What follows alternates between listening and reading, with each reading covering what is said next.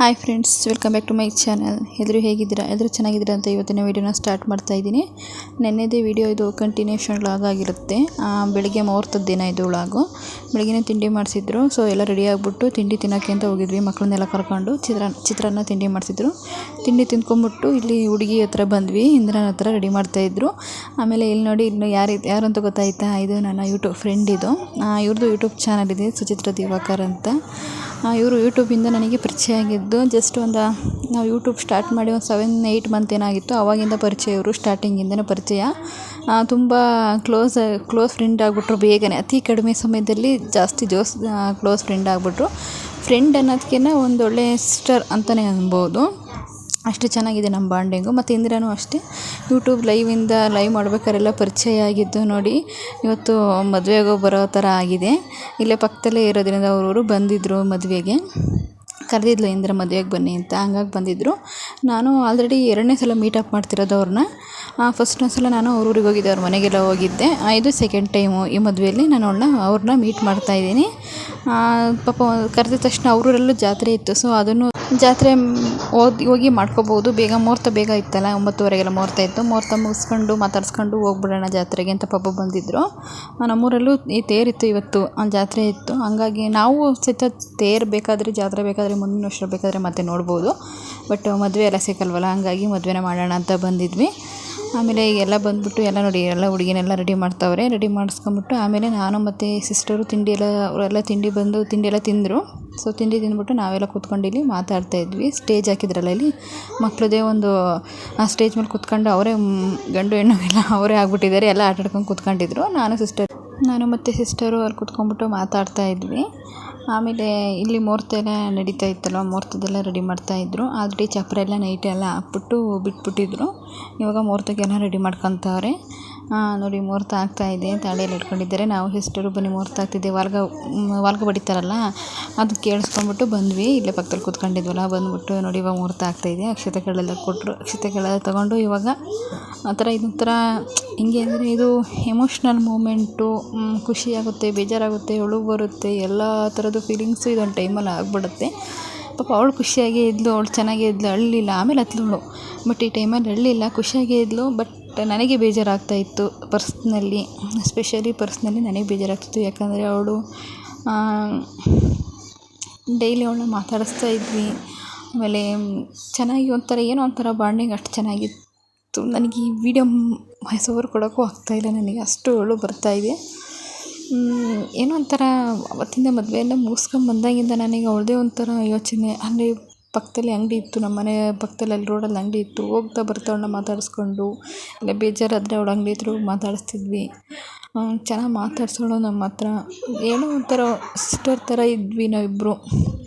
Friends ಅನ್ನೋಕ್ಕಿಂತ sister ಥರ ಇದ್ವಿ. ಅಷ್ಟು ಚೆನ್ನಾಗಿ ನಮ್ಮನ್ನು ಏನೇ ಆದರೂ, ನಮ್ಮ ಕಷ್ಟ ಸುಖಕ್ಕೆ ಏನೇ ಆದರೂ ಅವಳು ಬೇಗ ಸ್ಪಂದಿಸೋಳು. ಅವಳು ಏನೋ ಒಂಥರ ಈಗ ಇಲ್ವಲ್ಲ ಮಾತಾಡ್ಸೋಕ್ಕೆ, ಅಂದರೆ ಬರ್ತಾ ಇರ್ತಾಳೆ ಹೋಗ್ತಾ ಇರ್ತಾಳೆ. ಬಟ್ ಅವಾಗ ನನಗೆ ಯಾವಾಗಲೂ ಡೈಲಿ ಸಿಗಲ್ಲ, ಡೈಲಿ ಮಾತಾಡ್ಸೋಕ್ಕಾಗಲ್ಲ. ಫೋನಲ್ಲಿ ಮಾತಾಡಿಸ್ಬೋದು, ಬಟ್ ಫೋನಲ್ಲಿ ಮಾತಾಡ್ಸೋದಕ್ಕೂ ರಿಯಲಾಗಿ ಮಾತಾಡ್ಸೋದಕ್ಕೂ ಬಿಡುತ್ತೆ ಅಲ್ವಾ. ಸೊ ಹಂಗಾಗಿ ನನಗೆ ವಾಯ್ಸ್ ಓವರ್ ಕೊಡೋಕ್ಕೂ ಆಗ್ತಾಯಿಲ್ಲ. ನನಗೆ ಕಣ್ಣಲ್ಲಿ ನೀರು ಬರ್ತಾಯಿದೆ ನನಗೆ. ಆಮೇಲೆ ಮುಹೂರ್ತ ಎಲ್ಲ ಮುಗೀತು. ನಾವು ಮತ್ತು ಸಿಸ್ಟರು ಮುಹೂರ್ತ ಮಾಡೋಣ ಅಂತ ಬಂದ್ವಿ. ನನ್ನ ಮಗಳು ಕೈಲಿ ಕೊಟ್ಟಿದ್ದೆ ವೀಡಿಯೋ ಮಾಡೋಕ್ಕೆ ಅಂತ ಮೊಬೈಲ್ನ. ಸೊ ಅವಳು ಆಪೋಸಿಟಲ್ಲಿ ಕೂತ್ಕೊಂಡು ವೀಡಿಯೋ ಮಾಡ್ತಾಯಿದ್ಲು. ಹೇಳಿದ್ದೆ ನಾನು, ಅವಾಗಲೂ ಅವಳು ಮದುವೆ ಸೆಟ್ ಆದಾಗಲೇ ನನಗೆ ಫುಲ್ ಬೇಜಾರಾಗ್ಬಿಟ್ಟಿತ್ತು. ಇನ್ನು ಹೋಗ್ತಾಳೆ ಅವಳು, ಮನಸ್ಸಲ್ಲಿದೆ ಕಣ್ಣೆ ದುಃಖ, ಯಾವ ಕಣ್ಣಿಂದ ಆಚೆ ಬರುತ್ತೆ ಅಂತ ಗೊತ್ತಿಲ್ಲ ಅಂತ ಹೇಳ್ತಾಯಿದ್ದೆ. ಬಟ್ ಆದರೆ ಅವಳಿದ್ರೆ ಗೊತ್ತಿಲ್ಲ. ಅವಳಿದ್ರೆ ಹತ್ಬಿಟ್ರೆ ಅವಳು ಬೇಜಾರು ಮಾಡ್ಕೊತಾಳೆ, ಅವಳು ಹತ್ಬಿಡ್ತಾಳೆ ಅಂತ ಹತ್ತಿಲ್ಲ ನಾನು. ಎಲ್ಲ ದುಃಖನೆಲ್ಲ ತಡ್ಕೊಂಡು ಬಂದಿದ್ದೀನಿ, ಕಂಟ್ರೋಲ್ ಮಾಡ್ಕೊಂಡು. ಆಮೇಲೆ ಮುಹೂರ್ತ ಎಲ್ಲ ಮುಗಿಸ್ಕೊಂಡು ಸ್ವಲ್ಪ ಹೊತ್ತು ಕೂತ್ಕೊಂಡಿದ್ದು. ಇವಾಗ ಊಟ ಮಾಡೋಣ ಅಂತ ಬಂದ್ವಿ. ನಾನು ಮತ್ತು ಸಿಸ್ಟರು, ಮಕ್ಕಳು, ಅಮ್ಮ ಎಲ್ಲ ಊಟ ಮಾಡೋಣ ಅಂತ ಬಂದಿದ್ವಿ. ಊಟ ಎಲ್ಲ ಚೆನ್ನಾಗಿತ್ತು, ಅಡುಗೆ ಎಲ್ಲ ಚೆನ್ನಾಗಿ ಮಾಡ್ತಿದ್ರು. ಎಲ್ಲ ಚೆನ್ನಾಗಿತ್ತು ಊಟ ಎಲ್ಲ.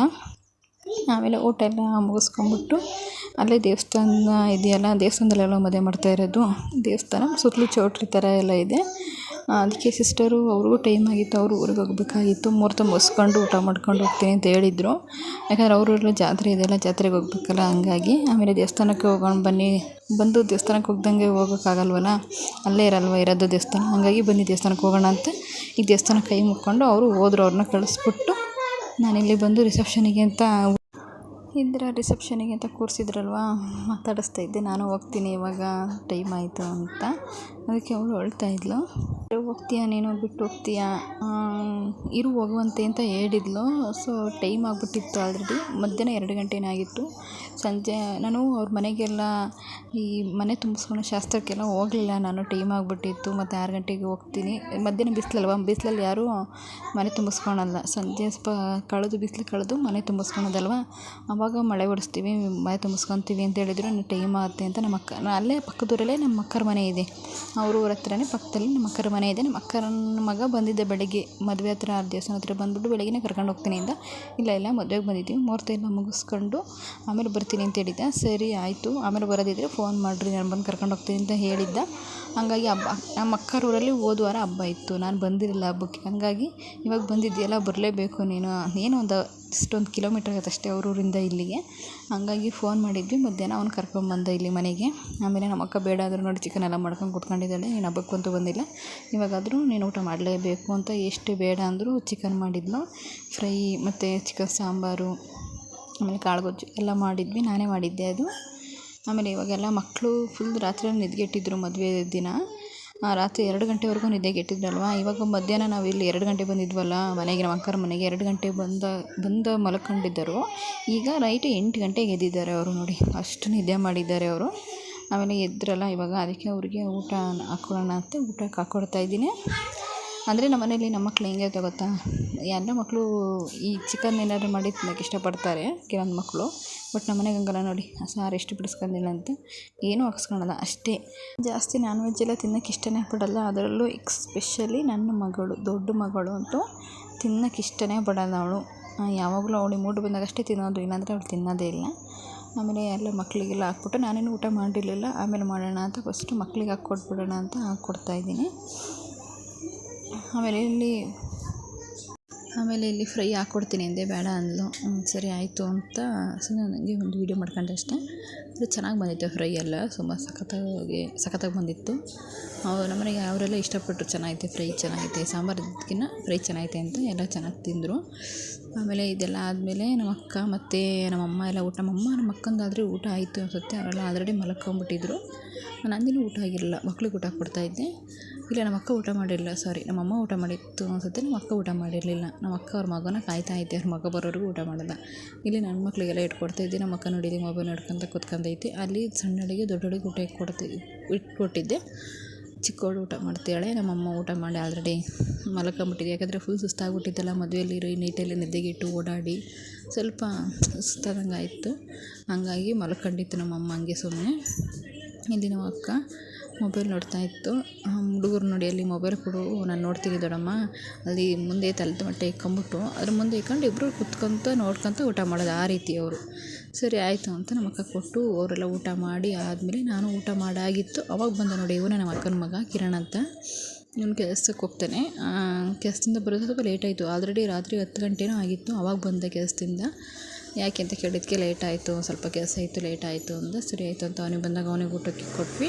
ಅವನು ಊಟ ಮಾಡ್ತಿದ್ದ ನೋಡಿ.